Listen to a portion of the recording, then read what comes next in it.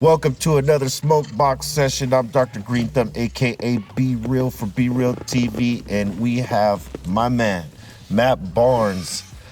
You know what I'm saying? Up in the smoke box. You know what I'm saying? I gotta tell you, we've been dying to have you up in the Yeah, box. we've been trying to connect for a minute. Nels and I, we've been fans of you for, quite some time because we basketball fans. Right. Chicadelic too. Appreciate that. Since your UCLA days. Yeah, hell yeah. Yep, that's right. UCLA Rapid.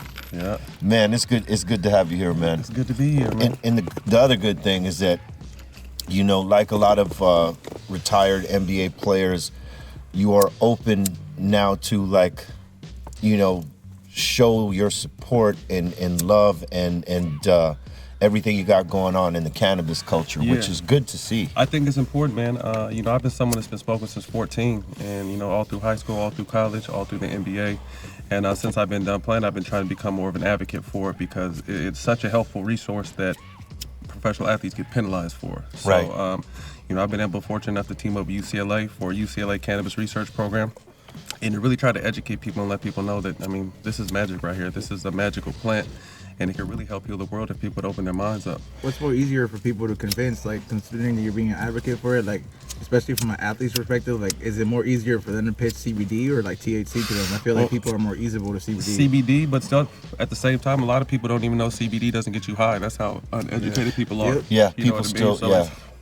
It's a process. You got to get these people educated first and foremost. You know what I mean? And there's really no excuse for not being educated because the phone is right in your hand. All you got to do is look the shit up. Google's right there too. Yeah, what's crazy is that there's athletes that have always partake in smoking cannabis for recreational, but now these days you see a lot of athletes who not only smoke for that, but they also want the CBDs as a part of their, healing and recovery. Yeah. Well, that's the one thing I think my approach being an athlete, that's what people still look at me, being a father and then also coaching my kids, I got to be careful about the message I put out there. Right. So my message is really more removing the high. Even though I love getting high, don't get me wrong, I remove the high aspect from it and give people the benefits. This is why I smoke it, because I have a hard time sleeping, because I'm in pain, because I help focus. There's so many different positive benefits from it. So I think the more and more athletes are able to explain why they use it, and being able to explain without getting in trouble, right? I think that's when the stuff will really take off, because a lot of these people's favorite athletes in the world are smoking weed, and it doesn't make them a bad person. It doesn't make them a bad person, and it's better that they smoke weed and CBD based products as opposed to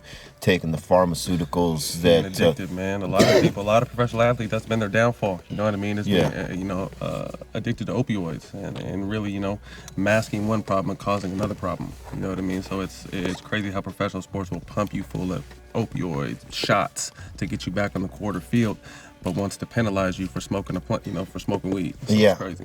And those are substances that should be banned. There's no question. They're not necessarily enhancers, but they're opioids. Right, and but the pharmaceutical companies are so powerful right now. They pretty much run everything. So it's just trying to get around that. Do you just smoke flower or you dab it too? I'm an old school. I've been smoking, since I was 14, and I've tried all that other shit. But it just gets it. I don't like to get high too fast. I know, smoking a joint or two, where I'm gonna get, how I'm gonna get there, how fast I'm gonna get there. You could level out the way you want. You dab, and I used to take my little white homeboys in high school. They be taking the gravity bombs and 6-foot bong rips, and I used to try that shit. And that shit be like, man, y'all can have that shit. I'm just gonna smoke this joint. So when you were playing high school ball, were you lit when you were playing those games? So one time, it was a funny ass story. So my senior year, about to go to UCLA the following year, I'm in this tournament. The first game I had 57. Next game, we cut school, go to my homeboy's house, and I take a gravity bomb for the first time. So we cut the bottom out the Alhambra bottle, right? Fill that bitch up, smoke it, and I was gone. So I was tripping. So the game's at 7:30. Worst game I ever had, 4 points, airball, 2 layups, and that shit was like Teen Wolf when everything, when I would turn my head and everything would come behind it, I'm looking over here, but the shit is still moving. This shit was fucked up, man. And then the next game after that, so I played a terrible game. Next game, came back and played really well, and I didn't get MVP because of that one super high game. But I wasn't a quitter. I figured out, exactly how much I could smoke. Right. But yeah, I definitely did smoke through, like I said, all through. I've been smoking since I was 14, so every sport I played, I've been smoking through. Did you ever get caught at UCLA? UCLA, I only got tested once. excuse me, I got tested twice at UCLA, and one time I couldn't make because I was really sick, so I couldn't go to the test. But the one test I took, I passed. But in the NBA, I just figured out, how to manage it, when I can smoke, and just know if I'm going to be smoking that, usually it takes 30 days for a regular person, but we run so much, Yeah, you know you what I mean? guys And we're are thinner running, bodies. yeah. So I'd always stay in the steam room, drink a bunch of water, and, and manage that shit. I mean, Kareem Abdul-Jabbar went to UCLA, obviously, legend there, and he was a smoker at that time too. You think, I didn't know Kareem blew back at UCLA. I like him even more. Yeah, I knew Walton blew, but Walton's been blowing. Yeah. You know what I mean? But like I said, I just think it's such a negative perception of what this shit is that you look down upon for it. You know what I mean? I think it's really a profiling situation too. To think about, up until now it's different, but back in, you've been around LA for a minute, it's more common to see someone snorting some coke off a table. You know what I mean? True And that. sometimes catch people burning some tree, and it's fucking insane. Yeah. You know what I mean? So now that, something we've been doing for so long is kind of socially, day by day, being more accepted. More and accepted, it's, yeah. we could really start doing our thing. Yeah, it is crazy because, with the cocaine, that's some shit you can do, like low key, whereas when we smoke, it's fucking loud. It's loud. It's not something that you could just hide, you know what I'm saying, as much as we, had to Try at to, times. right. But it's great to see, people being more accepting and people educating themselves more, in spite of how many there are that still need education in terms of how this all works. Right. It's crazy to see,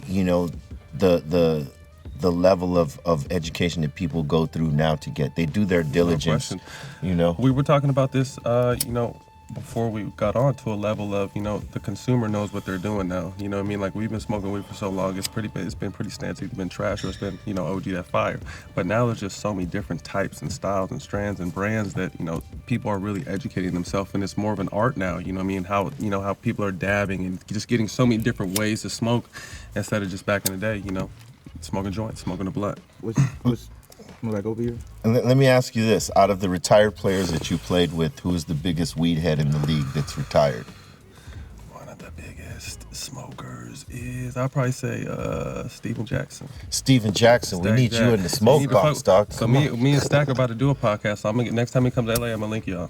Got it. And if you need to be on the podcast Yeah, ever, come on, man. you Come fuck got with me. us. Come fuck with us. So obviously, you're highly, fucking focused in the advocacy of cannabis and CBD as it relates to, recreational and medical. A lot of new businesses are starting up now.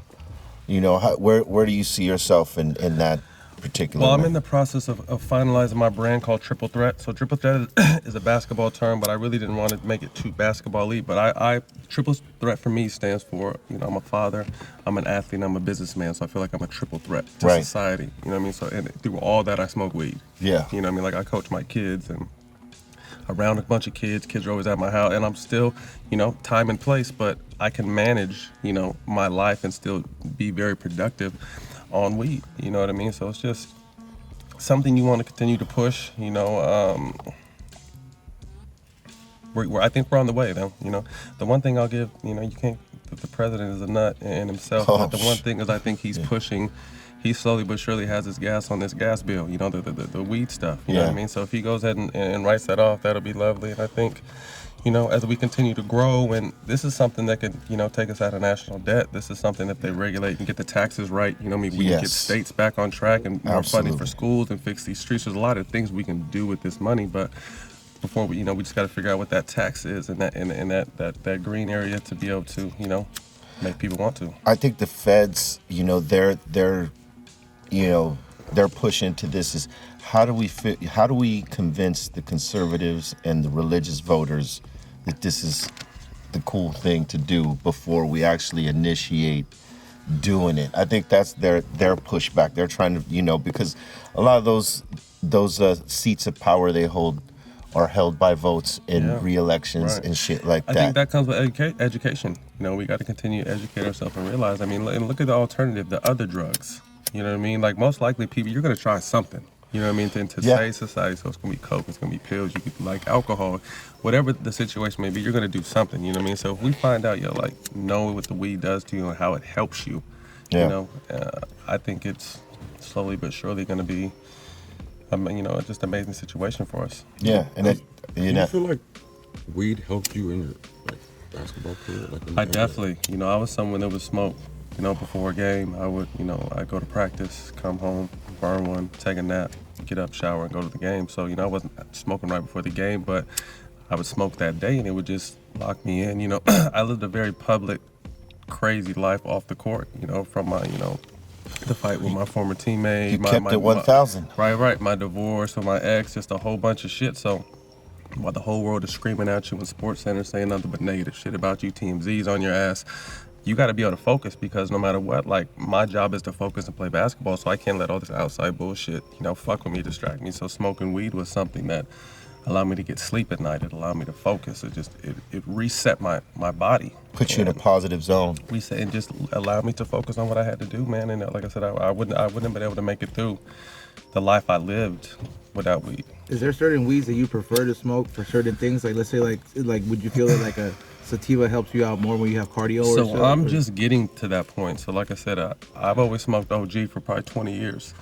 You know what I mean? It's always been a heavy indigo that I was smoking. But then one of my homegirls about 4 years ago, you know, told me, it's like, you know, you do so much throughout the day, and I know how much you love smoking, how much you try sativa. I was like, I thought sativa was like some weak ass, like, nah, I'm cool. Like, I Like we all did. Like we all did. Yeah. So it took me a minute, but she kept bringing me this good shit, and then, like I said, it would really just kickstart my day. And I'm smoking in the middle of the day to get revamped, and then I gotta go get my kids, and I smoke real quick before I pick my kids up. So I was just like, damn, she's on to something. So now, to keep it real, like, my favorite weed is sativa now. Yeah. Because I'm so busy throughout my day that I can smoke throughout my day and still do it. You know, you smoke too many of these, you're gonna be sitting right here for the rest of the day. Too many you know OGs, I mean? yeah, you'll be fucking. So it's just posted. with that sativa, it keeps, you know, I keep it moving with sativa. It's like weed coffee. For real. You know what's the best advice anybody gave you when you stepped into the cannabis culture? To be honest with you, I really haven't got too much advice.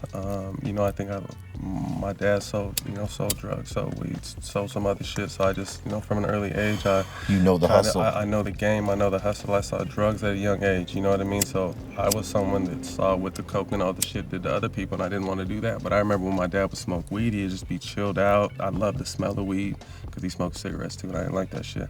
And then we'd watch sports and laugh, and that was kind of like our time to connect. You know, even though just back in the day, that's just how it was. You know what I mean? So it connected me, and it's been smooth ever since. You know, it's crazy how there was such negative propaganda against the cannabis culture for so long, and you know, eventually it flipped. People got more accepting of it, Right. and I think that started with you know, people's families that had kids with like epilepsy and stuff like that, and someone said, hey, you know, why don't you try this? Right. And they saw that it worked. Right. And they, you know, and all it takes is one mother Right. to see that And I don't works. see how that doesn't push it off. Like, you got to think about, if you have children, you like to really risk your child's life for something like this, and then that's your last alternative, and you finally found something that works. You know what I mean? And there's been several testimonials like that. So I just don't understand how people could still be so, you know, have a negative view towards it. You know, I mean, this is really, like I said, if you would understand it, like, not all CBD gets you high, what THC does for you, and how you kind of need a little bit of a blend to get the effectiveness of the CBD. Right. There's, you know, I mean, there's shit to it. If you study it, it'll tell you. And There's more and more stories popping up. come on, man. Real Come on. shit. Real shit. This is off topic, just because I need to know. I like where you're going already, and I don't know what it is. We can talk about anything with me. What was like, you know, what was it like? You know what I mean? Because at one point you became like the bad guy in the NBA, like the guy that got under Right. people's skin. Everybody wanted to beef Yeah. with. They wanted Yeah. smoke, and Nah, you they wanted all didn't. Nah, smoke. they didn't want They the didn't smoke, want to the be smoke. honest with you. You know what I mean? Because like, how did that happen? Because it was dope. I don't know how it happened, but like at one moment you were like, you're just Matt Barnes, but then like I think my turned journey, into, like, bro. Matt Barnes, the guy that wanted smoke. It was my journey. You know what I mean? Like, I grew up and with a rough childhood, and being biracial, I was Italian and black. Like, I faced a lot of racism once we left the Bay Area to Sacramento. So I was always fighting with my mentality. My dad said, they call you a nigga, fight him. You know what I mean? So I was fighting people. So I kind of always had that in me, even though I don't look like I might have it in me. And then to really get to the NBA, I had to grind, bro. You know what I mean? Like, I wasn't like one of these high first round picks. I was the second round pick. And for my first 4 years, I didn't even get a chance to play. So I'm on my way out the NBA, like, if I don't get a chance. So I kept working on my game. But once I got a chance, like, I may have never been the most talented person, but no one had more heart than me. So if, like, we had to fight, we was going to fight. If we was going to play basketball, we was going to play basketball. We were going to battle. You know what I mean? And I think I had that mentality. So, I mean, when shit happened, and I wasn't shy away from it. I wouldn't try to start shit. Like, I'm not the baddest motherfucker, but I'm just very competitive and came from, like, a no-fear type background. But I would say, like, when I turned into, like the villain is when I faked the ball in Kobe's face. Yeah. When that shit happened in, like, that was, like, 2009, 2010, that was kind of when I became, like, the villain. Right. You know what I mean? So it was just like, how dare you? And it was just some shit where we were going at it, you know, and Kobe In and the heat of the game. come on, man. You guys battled a lot. We battled all the time, and it was a back and forth situation, and it just got that heated.